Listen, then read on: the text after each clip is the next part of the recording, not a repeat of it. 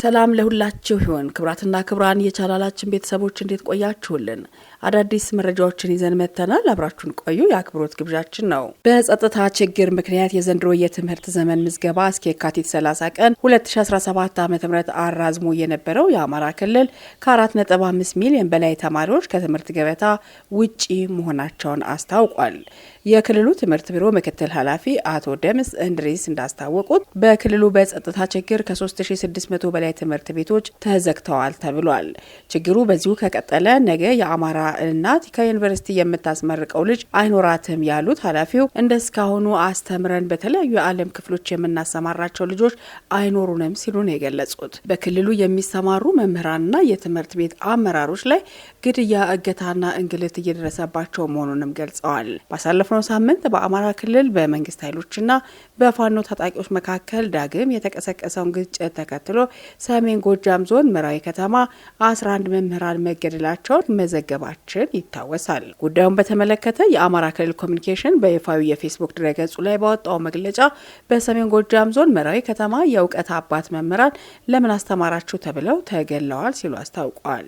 በአማራ ክልል ለተያዘው የትምህርት ዘመን ተማሪዎች በከፍተኛ መጠን አለመመዝገባቸውን ተከትሎ ክልሉ እስከ የካቲት 30 የተማሪዎች ምዝገባ እንደሚያካሄድ ማስታወቁን መዘገባችን ይታወሳል። በዚህ ዓመት ይመዘገባሉ ተብሎ ታቅዶ የነበረው 7 ሚሊዮን ተማሪዎች ውስጥ በትምህርት ላይ ያሉት 2.3 ሚሊዮን ተማሪዎች ብቻ ሲሆኑ ከተመዘገቡ ተማሪዎች ውስጥ ከ400 ሺህ በላይ ተማሪዎች ወደ ተቋማቱ አለመምጣታቸውን ቢሮ በወቅቱ ጠቁሟል። በአማራ ክልል ከሰሜኑ ጦርነት ጀምሮ እስካሁን በክልሉ ባለው ግጭት ምክንያት ጉዳት የደረሰባቸውን ትምህርት ቤቶች መልሶ ለመገንባት 112 ቢሊዮን ብር በላይ እንደሚያስፈልግ የክልሉ ትምህርት ቢሮ ማስታወቁን እንደዚሁ መዘገባችን የሚታወስ ነው። ፕሬዚዳንት ኤርዶዋን በሶማሊያና በኢትዮጵያ መካከል ዘላቂ ሰላም እንዲመጣ ድጋፍ አድርጋለሁ ማለታቸው ተዘግቧል። በሶማሊያና በኢትዮጵያ መካከል የተጀመረው ሂደት ዘላቂ ሰላም እስኪያመጣ ድረስ ድጋፋችንን አጠናክረን እንቀጥላለን ሲሉ ነው ረሲብ ጣይብ ኤርዶዋን የገለጹት።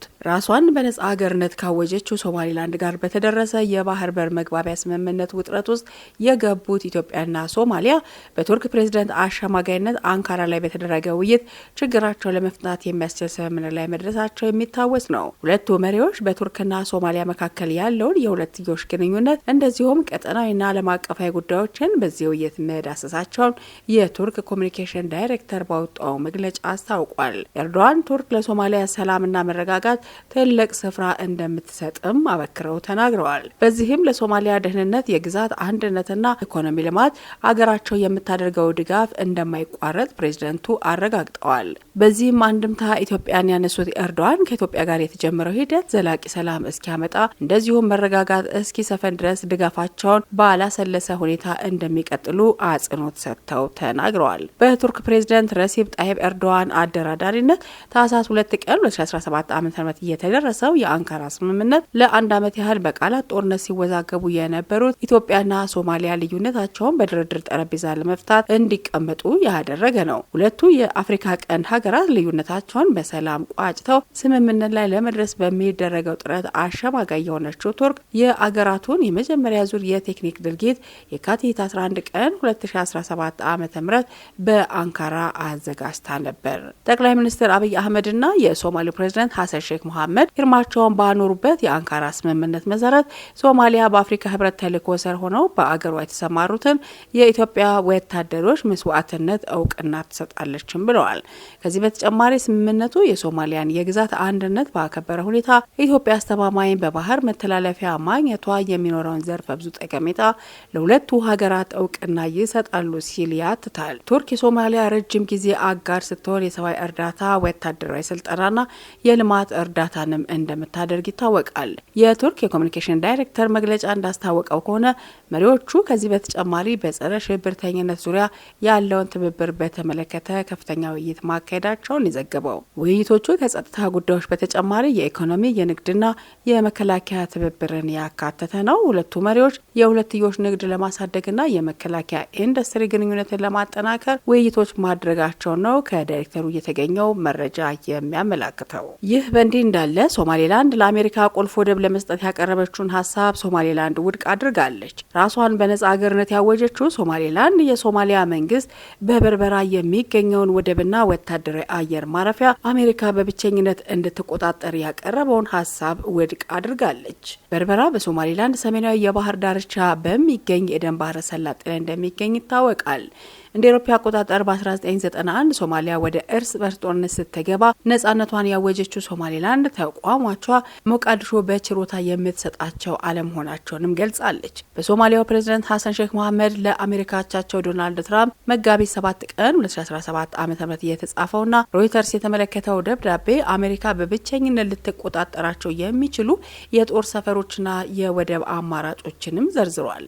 እንደ ሮይተርስ ዘገባ ከሆነ ፕሬዝዳንቱ አሜሪካ በብቸኝነት እንድትቆጣጠራቸው ያቀረቡላቸው ባሊዶግሉና በርበራን በጦር ሰፈርነት እንዲሁም የበርበራና ቦሳሶ ወደቦችን ነው። የሶማሊያው ፕሬዝዳንት በዚህ ደብዳቤ ላይ አራቱም የቀረቡት አማራጮች የአሜሪካን የደህንነት ስራዎችን ያጠናክራሉ ሲሉ መግለጻቸውም ተገልጿል። የሶማሊላንድ የውጭ ጉዳይ ሚኒስትር አብዱራህማን ዳሂር እንዳሉት ከሆነ ተስፋ የቆረጠ አካል እርምጃ ነው ሲሉም ደብዳቤውን ማጣጣላቸው ይታወሳል። ትራምፕ ሁለተኛውን የስልጣን ዘመናቸውን ከመጀመራቸው በፊት በነበሩ ጭምጭምታዎች ሶማሊላንዳውያን አሜሪካ ለ34 ዓመታት ያህል በዲሞክራሲያዊ መንግስትነት ለቆየችው ሶማሊላንድ እውቅና በመስጠት ለዓለም የመጀመሪያው አገር ትሆናለች የሚል ተስፋ ሰንቀው ነበር። ሚስተር አዳን ለደብዳቤው በኤክስ ገጻቸው ላይ በሰጡት ምላሽ ለሶማሊላንድ የሚሰጠውን እውቅና ለማስቆም ማድረግ የሚችሉት ምንም ነገር የለም ብለዋል።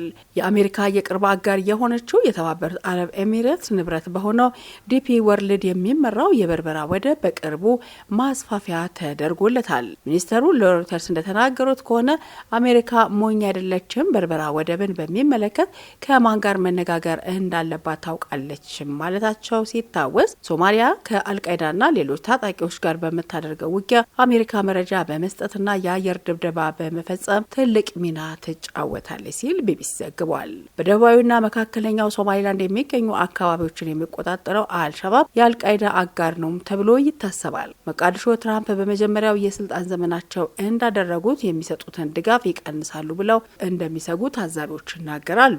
በታህሳስ ወር የሶማሊያ መንግስት በአሜሪካና ሶማሊያ የሚገኘው ተገቢውን የምክር ድጋፍ ለማግኘት በሚል ከአንድ ከፍተኛ የዋሽንግተን አማካሪ ድርጅት ጋር ለአንድ ዓመት $600,000 ስምምነት ተፈራርመዋል።